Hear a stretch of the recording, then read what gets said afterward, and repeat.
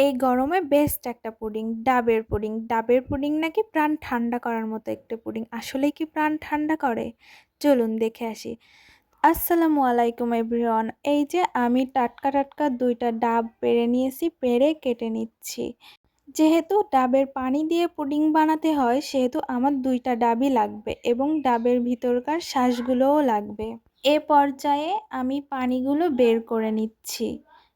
ডাবের শাঁসটি আমার পুডিং বানানোর জন্য একদম পারফেক্ট। এবার একটি কুড়ানির সাহায্যে কুড়ে নিব চিকন চিকন করে, যাতে দেখতে অনেক সুন্দর লাগে। এ পর্যায়ে একটি ছাঁকনির সাহায্যে আমি পানিটি ছেঁকে নিব। তারপরে আমি ১ চা চামচ আগার আগার পাউডার দিয়েছি। লো টেম্পারেচারে পানি দিয়ে গুলিয়ে দিয়েছি। ডাবের পানি এমনিতেও মিষ্টি, কিন্তু আমি আরেকটু বেশি মিষ্টি করার জন্য কিছু চিনি দিয়েছি। আমি আমার পরিমাণ মতো দিয়ে নিয়েছি। এবার আমি জাল করে নিব। যতক্ষণ না একটি বলক আসবে ততক্ষণ পর্যন্ত আমি জাল করব। এই যে আমার জাল করা শেষ। এবার পুডিংটি বসানোর জন্য একটি বাটিতে ছেদ করে নিব। তো আমি একটি প্লাস্টিকের বাটিতে দিচ্ছি, তোমরা কিন্তু অবশ্যই স্টিলের বাটিতে দিও।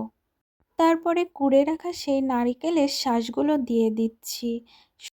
দেখতে তো সুন্দর লাগবেই এবং খাওয়ার সময় যেন মনে হয় যে ডাবেরই পুডিং খাচ্ছি।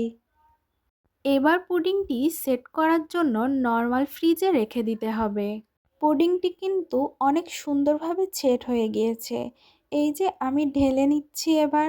আসলেই কিন্তু এটা প্রাণ ঠান্ডা করার মতোই পুডিং। তোমরাও ট্রাই করে দেখতে পারো। সবাই ভালো থাকো। আল্লাহ হাফেজ।